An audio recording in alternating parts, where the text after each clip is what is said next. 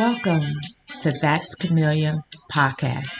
Hey, we're going to unpack some of those questions that you have. We're going to interview some guests and let's have a conversation.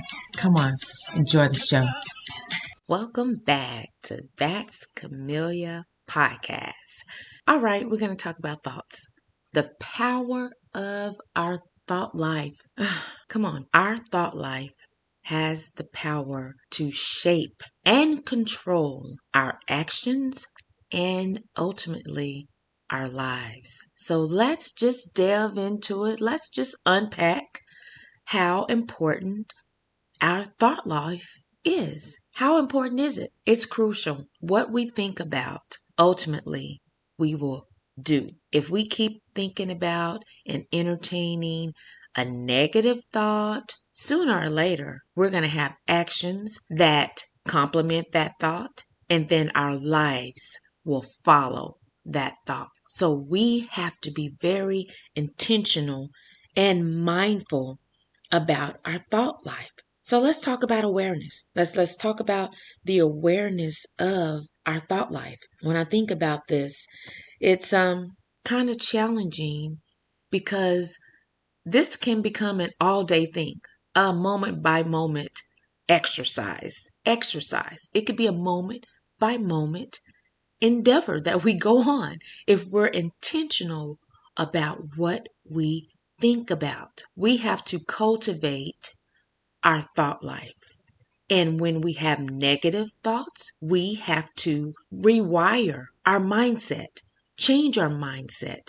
And this is a consistent, repetitive process. We have to rewire those negative self-talk, that negative talk, those negative thoughts. We have to rewire and cultivate a mindset that's conducive to positive actions and a positive, inspiring, and motivating life, right? So this process it's gonna, and when we're intentional about our thought life, cultivating a mindset to think positively, and to be mindful about what we're thinking about and not entertaining negative thoughts too long, because when you entertain negative, self-destructive thoughts, they will have you to have actions that follow that same type of thought. So do you see the value and the importance of identifying it?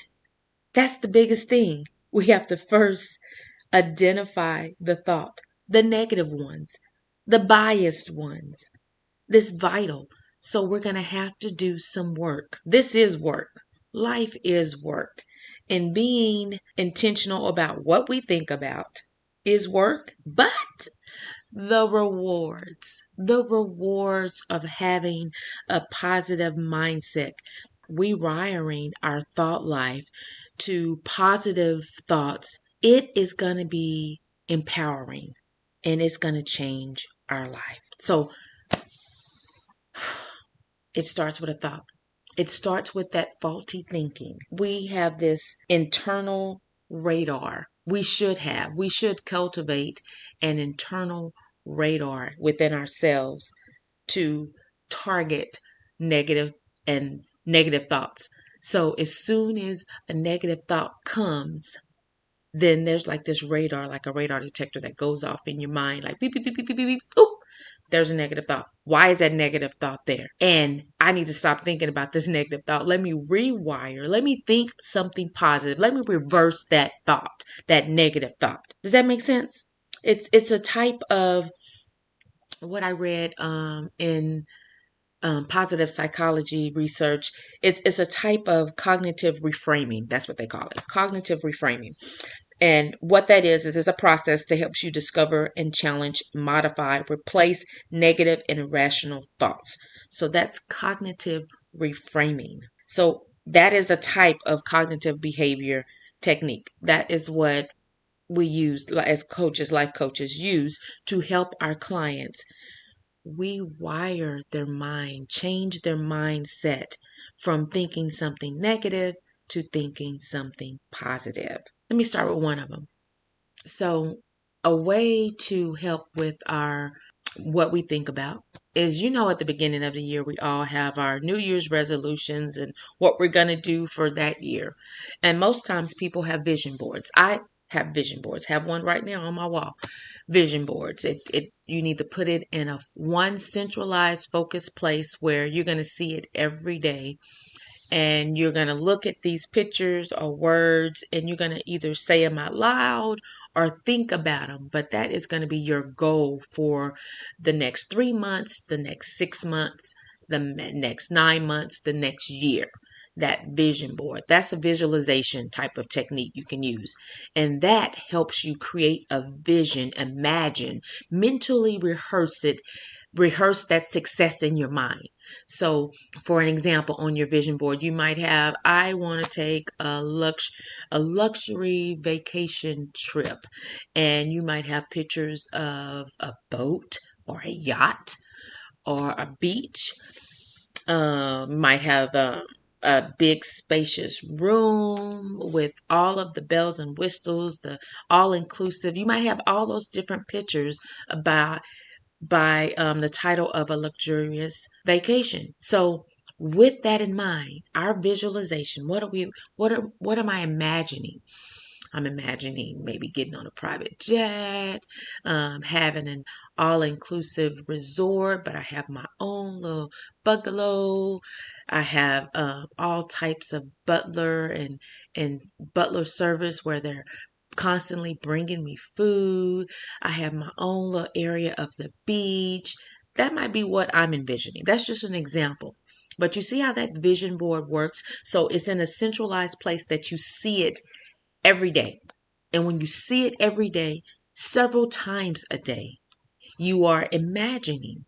You have a visual image in your mind of what that looks like. That's a technique. That's a technique that will help you to have this cognitive reframing of your mind, of your thought life, right? So it helps you to think about something else than what's in front of you. Because what's in front of you might be, I still have to get the money to go on this vacation. And that's not always positive because, it might take work to get to that. But in the meantime, let's take those small steps. Let's think about what we're thinking about, because it all starts with a thought. I'm talking about our thought life. It's so important.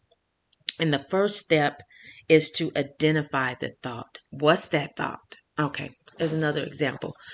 Have you ever been in, you and your spouse or your significant other, you're having a conversation and they might say something that doesn't sit too well with you.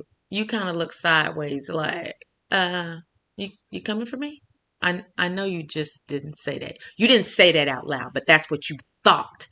But why did you think that? It's a trigger, right? It's a trigger to something else. Where did that come from? Why did that thought come up? Like, are you coming for me? Because you might not be able to take self-criticism. You might not be able to take any type of critique. Why can't you take a critique? Why is everything personal? That's where you have to identify that thought. Why does that thought come where you think it's personal instead of, I'm just trying to help you. I'm just trying to let you see my point of view. In this example where you have two people, a married couple that are talking, and one says something that you like, makes you take a step back, like, hold on, wait a minute. But in this example, this is where I want to hang my hat to say, before you open your mouth to clap back, don't. Pause. Pause, because you cannot unsay it. You cannot unsay negative things. You can't unsay positive things. You can't unsay anything. You can't unsay it. This is why I want to challenge my listeners, challenge you who are listening, to think about that thought. We're talking about thoughts, but I want you to think about that thought. Think about the source of that thought and use that technique that we talked about called cognitive reframing to challenge yourself to identify it and then we wire and cultivate positive thought for that. For an example, instead of, in that same example with the husband and wife speaking, and one of them says something kind of sideways, or sometimes the silent treatment. Sometimes when you don't want to say what's in your mind, what's in your thoughts, you get quiet. And depending on your relationship with your spouse, they may get the clue that silence means back up. Instead of clapping back like, I'm thinking, I know you just didn't come for me. Instead, I'm like, well, I want to take a few moments because I don't think that's sitting well with me, but I want to just kind of let me get some time and then we can finish this conversation later, okay? So instead of clapping back and say, I know you didn't.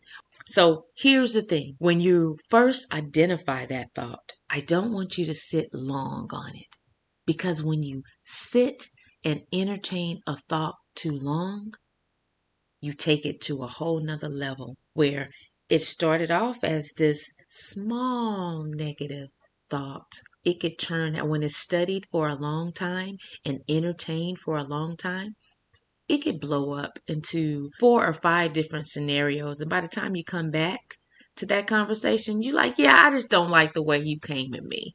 Now, that's not the way you handle a conversation.